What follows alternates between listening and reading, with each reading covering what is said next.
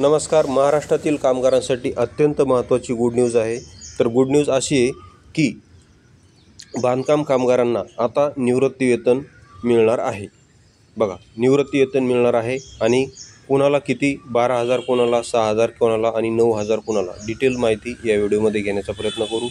तर बघा, मंडळाकडे नोंदणीची एकूण वर्षे बघा, म्हणजे तुम्ही जो आपलं कामगार मंडळ आहे त्या कामगार मंडळाकडे जर तुम्ही किमान 10 वर्षे काम केलेलं असेल तर तुम्हाला निवृत्तीवेतन 6,000 मिळणार आहे.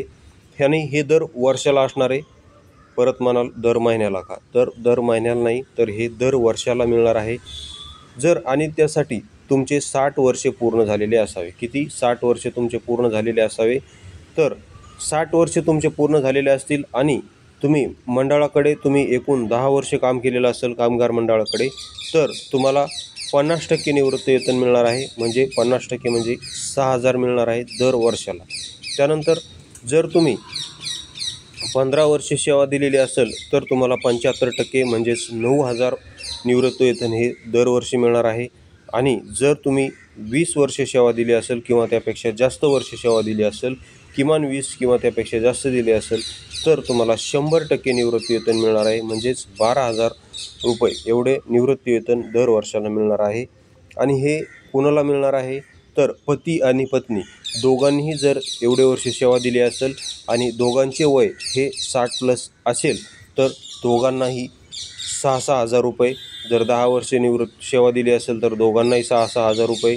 जर 15 वर्षे सेवा दिली असेल तर दोघांनाही 9,000 रुपये. आणि जर किमान 20 वर्षे सेवा दिली असेल तर दोघांनाही 12 वर्षे एवढं निवृत्तीवेतन मिळणार आहे.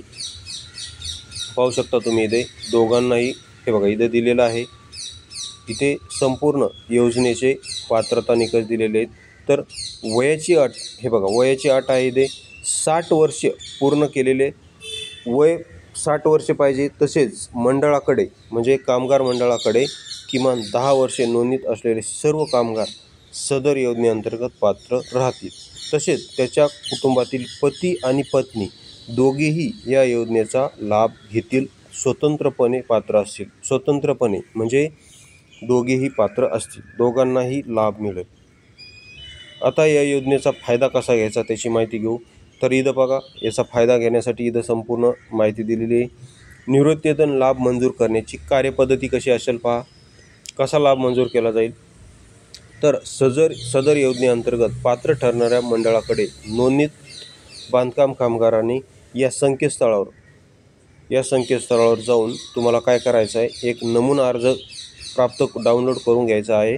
आणि हा नमुना अर्ज, सदरचा अर्ज पूर्णपणे भरून पात्र नोंदणीत बांधकाम कामगाराने त्याचा आधार कार्ड ज्या जिल्ह्यात आहे, म्हणजे तुम्ही ज्या जिल्ह्याचं तुमच्याकडे आधार कार्ड आहे त्या, म्हणजे तुम्ही बांधकाम कामगार कुठेही असं महाराष्ट्रात तुम्ही कुठेही बांधकाम करा, त्याचा काही विषय नाही.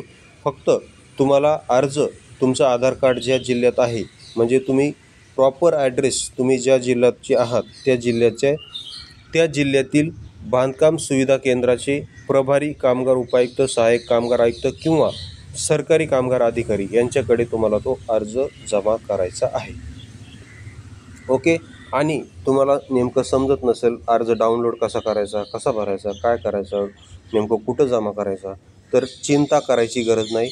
तुमच्या जवळच्या CSC केंद्रावर म्हणजेच महाई सेवा केंद्रावर जायचं आहे. आणि महाई सेवा केंद्रावर तुम्हाला ते एक 50 ते 100 रुपये घेऊन संपूर्ण अर्ज तुम्हाला डाउनलोड करून देतील. तुमच्याकडून अर्ज कसा भरायचा काय संपूर्ण अर्ज तुमच्याकडून भरून घेतील, तुमची सिग्नेचर घेतील आणि तो अर्ज कुठे जमा करायचा काय संपूर्ण माहिती तुम्हाला ते देतील. त्यामुळे जास्त ताण घ्यायची गरज नाही. जवळच्या CSC केंद्रावर जा आणि अर्ज भरून घ्या. लवकरात लवकर या योजनेचा फायदा घ्या. अत्यंत चांगली ही योजना आतापर्यंतची सर्वात महत्त्वाची योजना आहे, कारण डायरेक्ट थेट लाभ मिळणार आहे. आणि जर तुम्ही आपला सुरुवातीचा बांधकाम कामगारांना किती संच मिळणार आहे, पात्र वस्तू कोणकोणत्या आहेत, ज्यामध्ये 12 वस्तूंचा संच आहे, तो व्हिडिओ पाहिला नसेल तर अगोदर आपल्या चॅनलवर व्हिडिओ आहे, तो पण व्हिडिओ पाहून घ्या. व्हिडिओ आवडला असेल तर चॅनल सबस्क्राईब करायला विसरू नका. व्हिडिओ पाहिल्याबद्दल धन्यवाद.